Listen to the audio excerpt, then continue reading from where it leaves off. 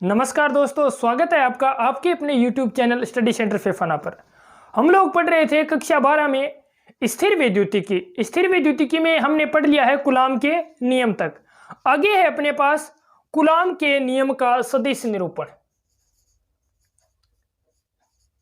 Coulomb के नियम का सदिश निरूपण।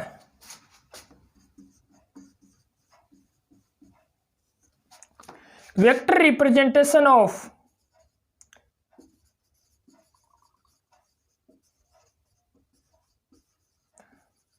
कूलाम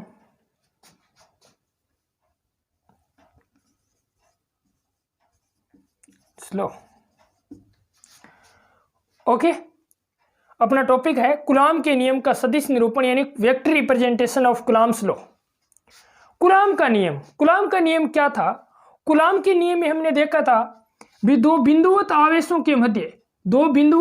के मध्य लगने वाला स्थिर विद्युत बल कूलाम का बल था।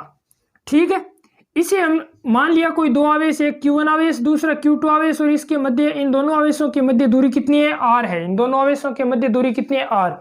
तो कूलाम का नियम क्या कहता है? इन दोनों आवेशों के मध्य लगने वाला स्थिर विद्युत बल आवेशों के गुणनफल के समानुपाती और बीच की दूरी के वर्ग के व्युत्क्रमानुपाती होता है। बीच की दूरी के वर्ग के व्युत्क्रमानुपाती होता है। यानी इसे संयुक्त रूप से लिखा तो हम लोगों ने लिखा था Q1 Q2 upon R square, या फिर इसे लिखा था K Q1 Q2 upon R square. ये था अपने पास कूलाम के नियम से स्थिर विद्युत बल का व्यंजक।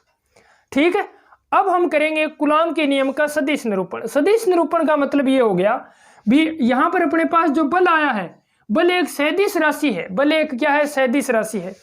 तो हम इस सदिश राशि की क्रिया और प्रतिक्रिया की गणना करेंगे। इस सदिश राशि की क्रिया और प्रतिक्रिया की गणना करेंगे। ठीक है, तो मान लिया अपने पास कोई द्विविमीय निर्देश तंत्र है। अपने पास कोई द्विविमीय निर्देश तंत्र है। इस द्विविमीय निर्देश तंत्र का मूल बिंदु मान लिया क्या है? O है। मूल बिंदु क्या है? O। इस मूल बिंदु O से R1 वेक्टर स्थिति सदिश पर कोई आवेश Q1 है, कोई आवेश Q1 है, और R2 वेक्टर स्थिति सदिश पर कोई आवेश Q2 है। होगी बात क्लियर? अब हमें गणना करनी है भी इन आवेशों पर परस्पर लगने वाले बल की। तो पहले मान ले भी आवेश Q1 के कारण Q2 पर लगने वाला बल, आवेश Q1 के कारण Q2 पर लगने वाला बल मान लिया हमने कितना है? F21 वेक्टर है। एक के कारण 2 पर लगने वाला बल। तो अब हमें क्या चाहिए? आवेश Q1 से Q2 का स्थिति सदिश या दूरी चाहिए। तो आवेश Q1 से Q2 का स्थिति सदिश जो है वो मान लिया हमने क्या है? R21 वेक्टर है। R21 vector. ठीक है, और इसी प्रकार आवेश Q2 से Q1 पर लगने वाला बल जो है वो मान लिया हम लोगों ने F12 वेक्टर। F12 वेक्टर यानी 2 के कारण 1 पर लगने वाला बल। ठीक है, और आवेश Q2 से Q1 का स्थिति सदिश जो है वो मान लिया हम लोगों ने क्या है? R12 वेक्टर है। होगी बात क्लियर? अब देखिए यहां से हम कहें भी आवेश Q1 के कारण Q2 पर लगने वाला बल, तो लगने वाला बल क्या हो जाएगा अपने पास? F21 vector is equal to K Q1 Q2 upon, अब इनके मध्य दूरी कितनी है? इस सदिश का परिमाण R21 वेक्टर मॉडुलस स्क्वायर और R21 केप। R21 केप क्या है? R21 वेक्टर की दिशा में एकांक सदिश है। R21 वेक्टर की दिशा में एकांक सदिश है। ठीक है, होगी बात क्लियर? इसी प्रकार से हम लिखेंगे आवेश Q2 के कारण, आवेश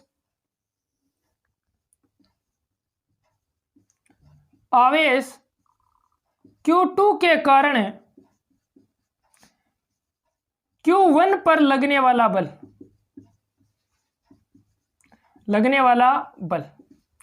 तो लगने वाला बल क्या हो जाएगा इस बार?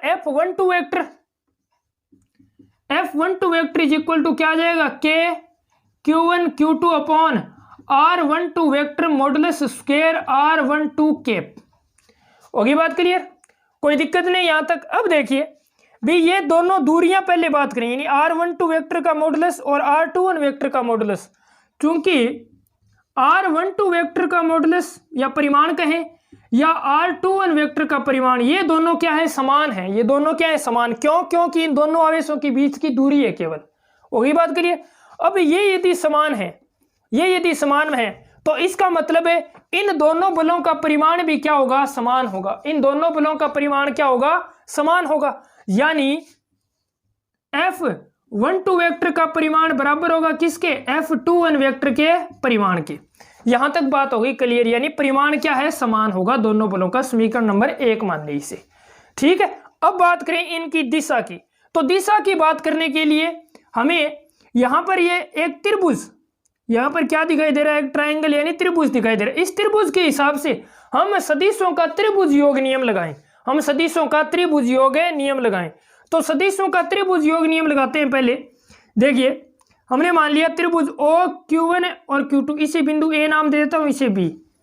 त्रिभुज OAB में, OAB में क्या होगा अपने पास? देखिए इसकी दिशा ऊपर की ओर, फिर ये, तो ये R2 वेक्टर जो है वो विपरीत दिशा में आ रहा है। R2 वेक्टर क्या आ रहा है? विपरीत दिशा में। तो अपने पास क्या हो जाएगा? R2 vector is equal to क्या होगा? इन दोनों के योग के बराबर होगा, यानी R1 vector plus R21 vector के।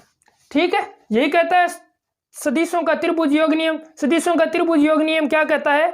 यदि किसी त्रिभुज की दो भुजाएं समान दिशा में जाती हो और तीसरी भुजा क्या उनके विपरीत हो, तो उन दोनों सदिशों का योग, जो दोनों भुजाएं जो समान दिशा वाली है, वो यदि सदिशों को निरूपित करे तो उन दोनों सदिशों का योग तीसरे सदिश की क्या होगा? बराबर होगा। होगी बात क्लियर? तो यहां से क्या लिख सकता हूं मैं? R21 वेक्टर जो है वो किसके बराबर हो जाएगा? R2 vector minus R1 vector. ठीक है। और इसी प्रकार अपने पास क्या आ जाएगा? R12 वेक्टर जो है वो क्या होगा? R1 vector minus R2 vector होगा। R1 vector minus R2 vector होगा। होगी बात क्लियर? इसका मतलब ये है भी R12 वेक्टर जो है वो किसके बराबर होगा? यहां से मैं माइनस कॉमन ले लूं, माइनस कॉमन हुआ तो मेरे पास क्या आएगा? R2 vector minus R1 vector, R2 vector minus R1 vector. या फिर यूं लिख दें R12 vector is equal to minus R21 vector, minus R21 vector. इसका मतलब है R12 वेक्टर और R21 वेक्टर की दिशा क्या है? परस्पर विपरीत है। यदि इनकी दिशाएं परस्पर विपरीत होगी तो फिर दोनों बलों की दिशा भी क्या होगी? परस्पर विपरीत होगी। इसी उपरोक्त से हम क्या लिख सकते हैं भी? उपरोक्त से लिख सकते हैं भी F12 वेक्टर जो है वो बराबर होगा किसके? माइनस F21 वेक्टर की। कहने का मतलब इन दोनों बलों की दिशाएं क्या होगी? परस्पर विपरीत होगी। तो यहां से देखिए, समीकरण 1 तो बता रही है परिमाण समान और समीकरण 2 बता रही है दिशा विपरीत। ठीक है, तो दोनों बलों का परिमाण समान होगा और दिशा क्या होगी? विपरीत होगी। यानी कहने का मतलब है एक बल यदि क्रिया है, मान लिया F21 वेक्टर यदि क्रिया है, तो F12 वेक्टर जो होगा वो क्या होगा? इसकी प्रतिक्रिया होगा। F21 वेक्टर यदि क्रिया है तो F12 वेक्टर क्या होगा? प्रतिक्रिया होगा। यानी कहने का मतलब ये हो गया भी परिमाण में समान और दिशा में विपरीत क्या हो रही है? प्रतिक्रिया हो रही है। परिमाण में समान और दिशा में विपरीत क्या हो रही है? प्रतिक्रिया हो रही है। इसका मतलब है कूलॉम का नियम जो है, इसका मतलब कूलॉम का नियम जो है वो न्यूटन के तृतीय नियम की पालना करता है। न्यूटन के तृतीय नियम की पालना करता है। न्यूटन का तृतीय नियम क्या था? न्यूटन का तृतीय नियम यह कहता है भी किसी भी क्रिया की परिमाण में समान और दिशा में विपरीत क्या होगी? प्रतिक्रिया होगी। तो कूलॉम का नियम न्यूटन के गति के तृतीय नियम की पालना करता है। कूलॉम का नियम न्यूटन के गति के तृतीय नियम की पालना करता है।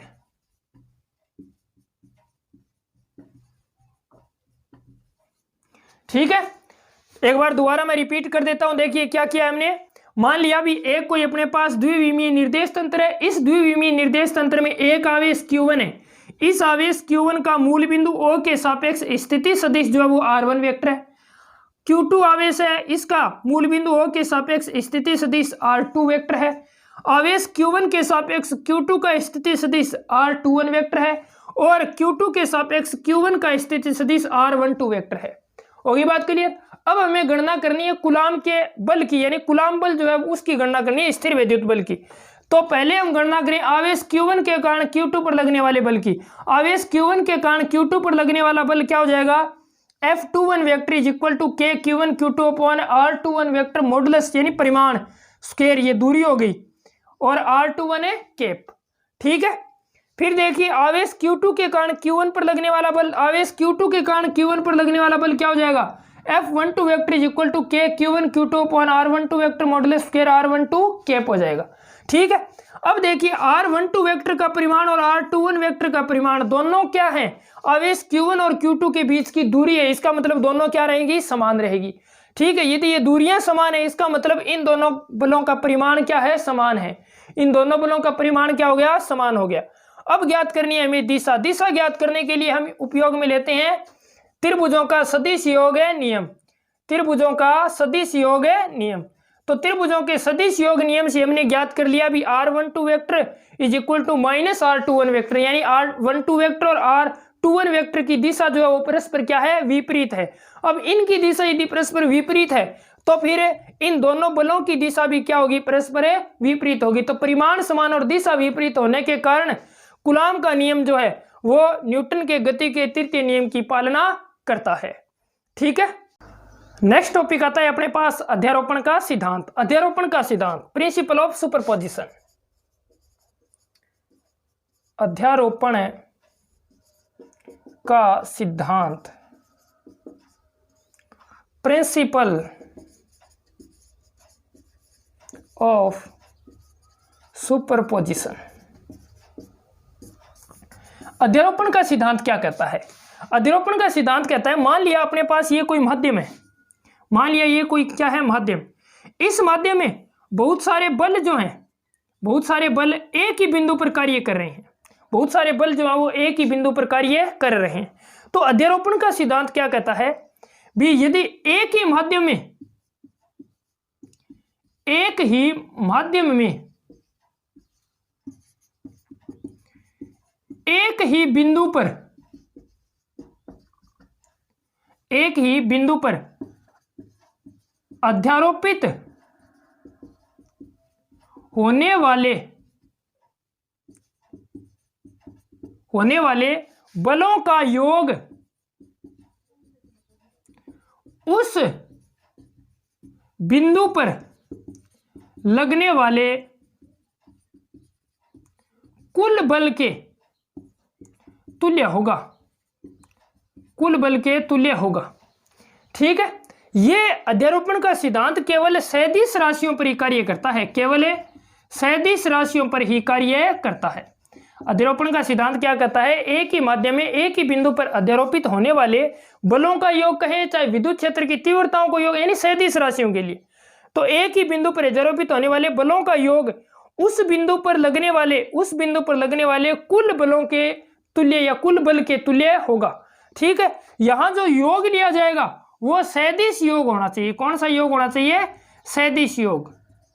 ठीक है, होगी बात क्लियर। ये अपना अध्यारोपण का सिद्धांत। अब मान लिया ये बिंदु है, इस बिंदु पर ये F1 वेक्टर बल कार्य कर रहा है, ये F2 वेक्टर कार्य कर रहा है, ये F3 कार्य कर रहा है, इस प्रकार ये Fn वेक्टर बल कार्य कर रहा है।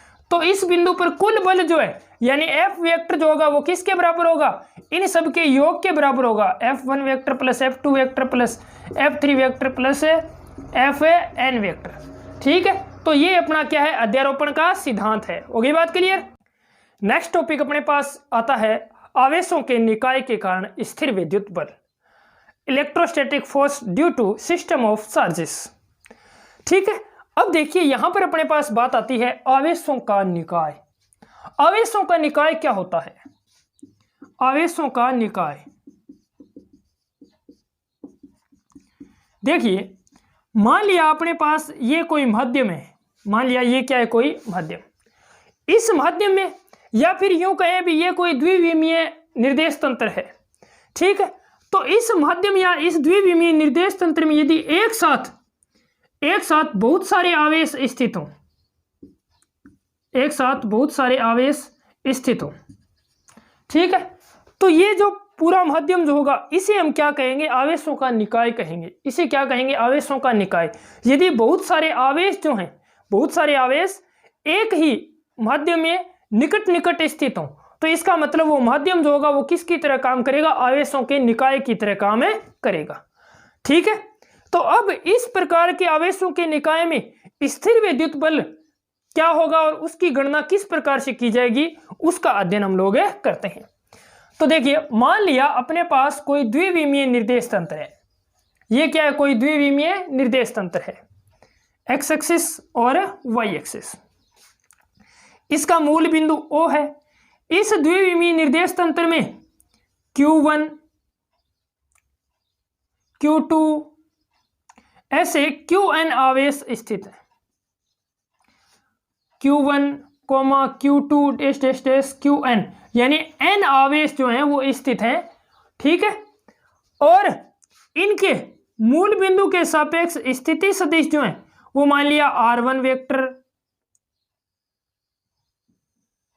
R2 वेक्टर, ऐसे ही Rn वेक्टर है,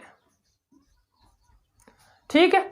अब इस निकाय में कोई परीक्षण आवेश स्थित है। कोई परीक्षण आवेश की कल्पना करते हैं हम लोग। मान लिया ये कोई क्या है, परीक्षण आवेश है। यहां पर क्या है, कोई परीक्षण आवेश है। ये परीक्षण आवेश स्थित है Q0 और इस परीक्षण आवेश का मूल बिंदु के सापेक्ष स्थिति सदिश जो है वो R0 वेक्टर है, R0 वेक्टर है, ठीक है। होगी बात क्लियर।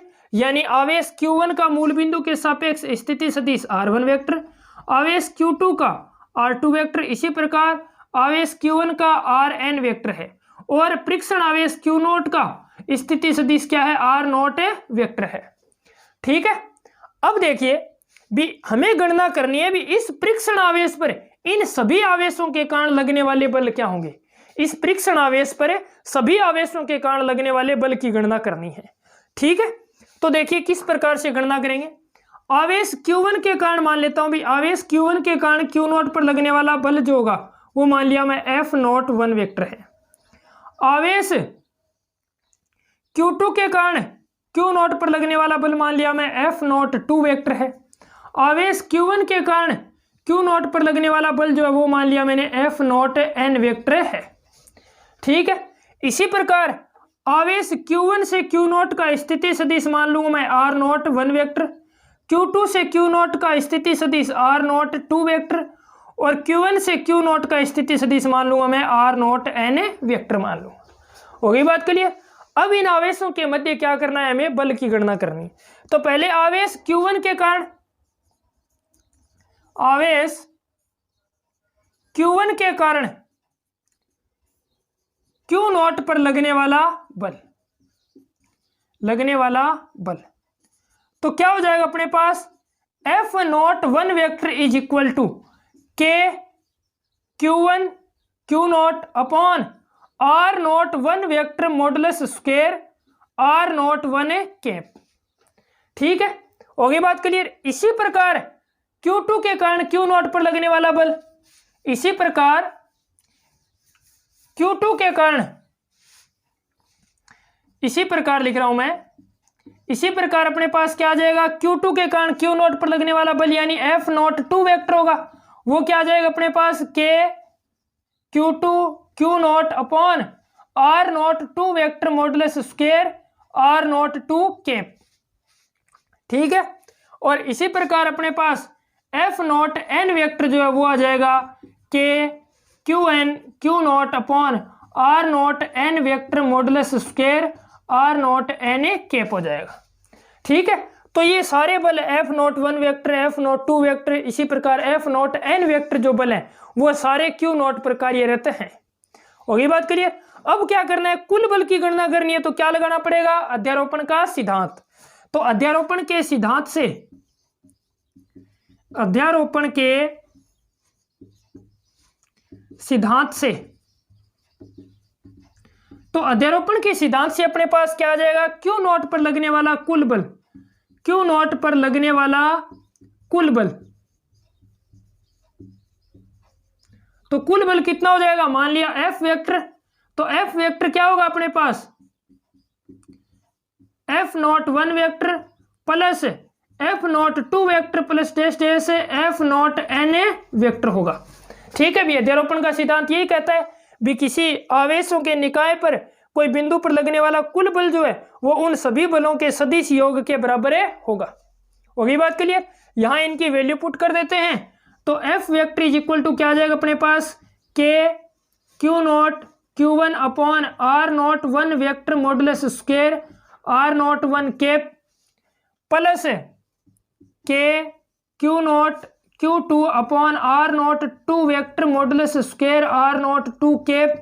इसी प्रकार अपने पास आ जाएगा K Q not Qn upon R not N vector modulus square R not N a cap. ठीक है, अब इनको एक साथ लिखते हैं, तो एक साथ लिखने के लिए देखिए किस प्रकार से लिखेंगे, F vector is equal to summation I is equal to 1 to n, यानी आई का मतलब क्या है, आई का मतलब 1 2 3 ऐसे n तक है। ठीक है, तो F vector is equal to summation I is equal to 1 to n K Q naught, अब 1 2 3 4 है उसकी जगह क्या लिख देंगे हम लोग, आई लिख देंगे, K Q naught q I upon R naught I vector modulus square R naught I cap. ठीक है, तो ये हो जाएगा अपने पास कुल बल, ये क्या आ जाएगा अपने पास है, कुल बल आ जाएगा। यहां पर आई लिखने का मतलब ये है भी एक बार यहां पर यदि आई की वैल्यू 1 पुट करेंगे तो 1 आ जाएगा, फिर 2 पुट करेंगे तो प्लस में आगे वाली वैल्यू आएगी, नहीं इसी तरीके से। ठीक है, तो ये था अपने पास आवेशों के निकाय के कारण स्थिर विद्युत बल। तो आज के लिए बस इतना ही, बाकी करेंगे नेक्स्ट लेक्चर में विद्युत क्षेत्र के बारे में। ठीक है, तो चैनल को सब्सक्राइब कीजिए, अपने दोस्तों में शेयर कीजिए, वीडियोस को लाइक कीजिए। धन्यवाद, जय हिंद, जय भारत।